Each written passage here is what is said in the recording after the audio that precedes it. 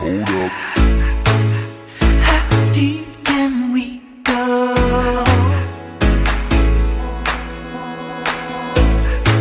'Cause you're pulling me straight down.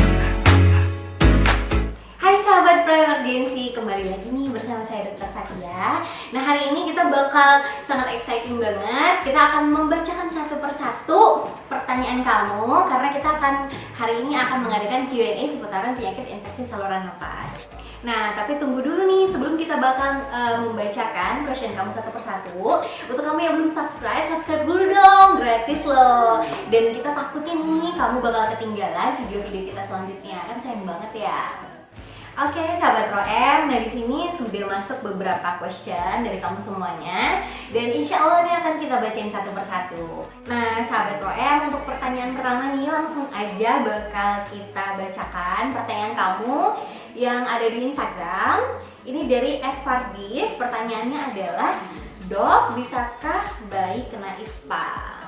Nah, jawabannya ini Bunda, ini bisa banget bayi itu terkena ISPA itu disebabkan karena daya tahan tubuhnya yang masih sangat rendah. Dan sebenarnya ada dua kategori umur nih yang sangat mudah untuk terserang penyakit infeksi termasuk penyakit ISPA. Yang pertama adalah bayi dan yang kedua adalah orang dengan lanjut usia. Jadi mungkin bisa terjawab ya pertanyaan dari X1. Oke, pertanyaan berikutnya itu dari Rika Rahmi dan pertanyaannya adalah kayak gini nih, Sobat Pro-M. Dok, gimana kalau penanganannya waktu kita terkena ISPA, apakah kita bisa dirawat di rumah aja? Nah, untuk pertanyaan dari Rika Rahmi yang bertanya apakah penyakit ISPA itu bisa dirawat di rumah aja, jawabannya memang tergantung dari derajat penyakit ISPA itu sendiri. Karena untuk gejalanya, ISPA itu ada gejala yang ringan, sedang, dan berat. Nah, untuk memastikannya kamu berada di stage atau di derajat yang mana, kamu tetap harus memeriksakan diri kamu ke pusat pelayanan kesehatan terdekat atau ke dokter terdekat. Nah, karena takutnya jika kamu merasakan gejala kamu ringan dan ternyata waktu dicek di dokter atau di pusat pelayanan kesehatan terdekat ternyata gejalanya sedang hingga berat, itu dapat merugikan diri kamu sendiri. Jadi lebih baiknya diperiksakan dulu ke pusat pelayanan terdekat atau ke dokter kamu terdekat ya. Oke, pertanyaan berikutnya itu adalah dari @enrine_. Nah, jadi pertanyaannya ini adalah nih sahabat Pro-M, Dok, yang ISPA itu apakah boleh minum es atau enggak? Nah, sebaiknya untuk kamu yang ada di rumah yang sekarang sedang menderita penyakit infeksi saluran napas, kamu baiknya itu berhenti dulu nih minum es. Karena memang secara klinis es itu dapat memperburuk dari gejala ISPA kamu nih sahabat Pro-M. Jadi jika kita mengkonsumsi es atau minuman dingin atau makanan yang dingin lainnya, itu dapat menyebabkan kekakuan dari silia-silia dari saluran pernafasan kita. Nah, impactnya apa sih? Jadi dampaknya adalah jika rambut-rambut halus atau silia dari saluran pernafasan kamu sifatnya kaku, jadi dia tidak aware nih dalam menangkal benda-benda asing termasuk virus, bakteri, dan lain-lain dalam menjaga sistem saluran pernafasan kamu, dan mengakibatkan kamu akan lebih rentan lagi untuk mendapatkan infeksi lain atau infeksi sekunder oleh bakteri. Mudah-mudahan terjawab ya pertanyaan dari @enrina_. Oke, untuk pertanyaan berikutnya nih sahabat Pro-M, dari @kusumawardani.uji. Nah, pertanyaannya kayak gini nih, Dok, kalau kita sesak nafas lihat mantan jalan sama pacar barunya, apakah itu termasuk infeksi saluran napas? Nah, untuk @kusumawardani.uji nih, kalau kamu sesak nafas lihat mantan kamu jalan sama pacar barunya, bisa jadi kali ya, mungkin kamu harus memeriksakan dulu paru-paru kamu, karena mungkin paru-paru kamu itu masih terpapar sama mantan kamu. Oke, karena secara ilmiahnya nih ya, untuk kusumawardani.uji, kalau kita lagi dalam keadaan stres atau tertekan, otomatis itu dapat menurunkan fungsi dari sistem imun kita.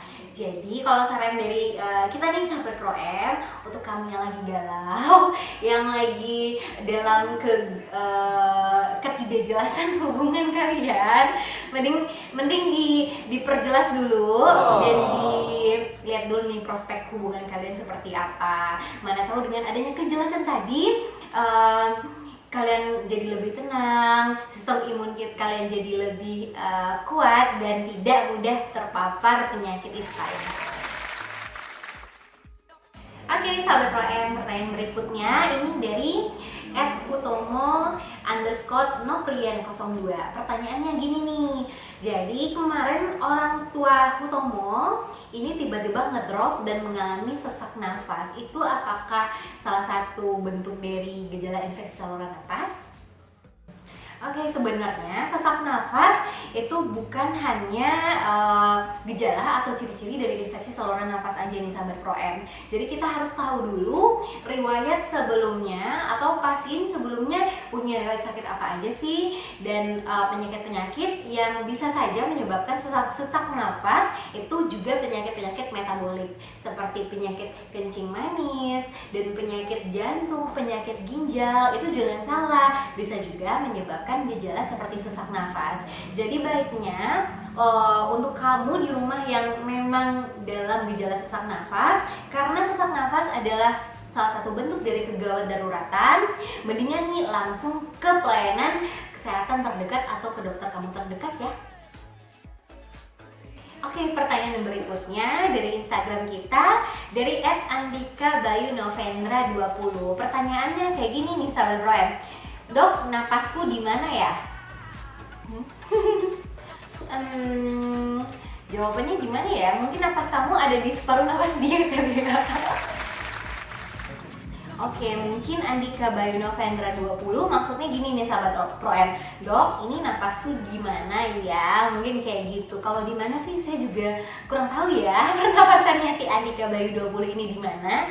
Nah, jadi untuk mengetahui bagaimana dan frekuensi pernafasan kita, memang yang lebih tahu adalah para dokter atau para medis nih. Jadi untuk kamu yang memang ragu bagaimana tipe pernafasan kamu sekarang, apakah normal atau ada gangguan, memang harusnya dicek. Nah, kita di rumah sakit itu biasanya untuk mencek sistem pernafasan itu menggunakan alat-alat seperti stetoskop dan juga ini namanya alat saturasi oksigen.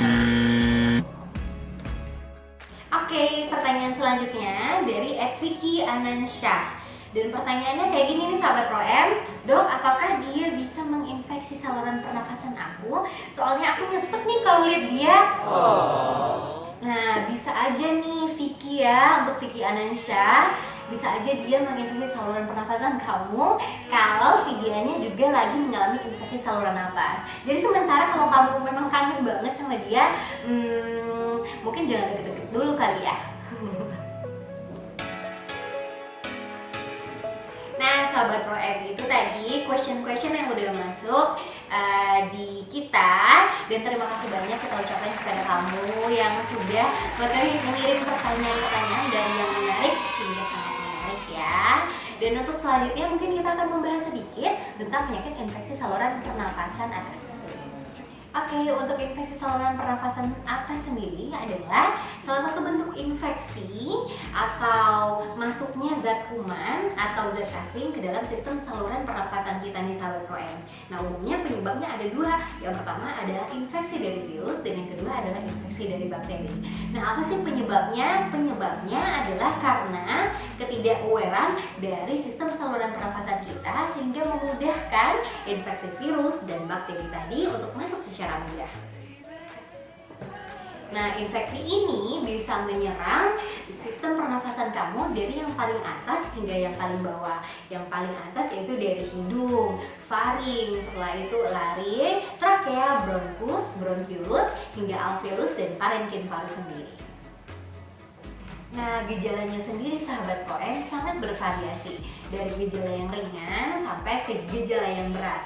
Gejala ringan yang kamu alamin itu bisa seperti flu, hidung tersumbat, hidung keluar cairan, atau juga banyak sekret dari mulut dan juga dari hidung.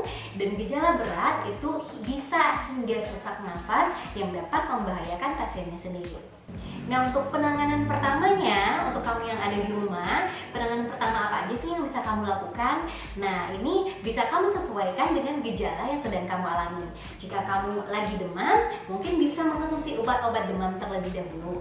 Nah, jika kamu merasakan hidungnya tersumbat atau sangat banyak keluar cairan yang sifatnya berair atau juga batuk-batuk, mungkin kamu bisa mencari pertolongan terdekat untuk mendapatkan obat-obat untuk mengatasi gejala yang kamu alami saat itu. Nah, tapi nih sahabat Roem, jika gejala kamu seperti gejala sesak nafas, demam yang sangat tinggi, dan bahkan batuk berdahak banyak atau batuk yang tidak ada henti-hentinya, kamu bisa langsung ke rumah sakit untuk mendapatkan perawatan atau pengobatan yang tepat nih. Karena untuk gejala yang berat, nanti ditakutkan kamu akan mengganggu sistem pernafasan kamu dan membuat kamu kehilangan banyak oksigen. Untuk pencegahan yang bisa kamu lakukan agar kamu tidak terkena penyakit infeksi saluran nafas, yang pertama kamu bisa menggunakan masker untuk menutupi hidung dan juga mulut kamu agar tidak terpapar sekret atau kuman-kuman dan virus yang ada di udara. Yang kedua, selalu mencuci tangan dengan sabun, dan yang ketiga, selalu menerapkan etika batuk dan bersin, dan yang keempat, selalu menjaga sirkulasi udara rumah atau tempat kerja kamu sehingga sirkulasinya itu selalu bersih dan bebas dari kuman. Oke sahabat Pro Emergency, itu tadi sesi Q&A kita membahas tentang penyakit infeksi saluran pernafasan atas. Dan untuk kamu nih, terima kasih atas question-questionnya yang sudah mampir nih di Instagram kita. Dan mohon maaf untuk question-question yang belum sempat kita bacakan hari ini. Dan mudah-mudahan informasinya sangat bermanfaat untuk kamu semuanya yang ada di rumah. Dan nantikan ya untuk question-question dan answer kita selanjutnya tetap di channel Pro Emergency TV. Nah, sahabat Pro yang ada di rumah nih, jangan lupa video ini di subscribe, komen, dan share ke teman-teman terdekat kamu biar kita lebih semangat nih untuk membuat video-video yang lebih menarik berikutnya.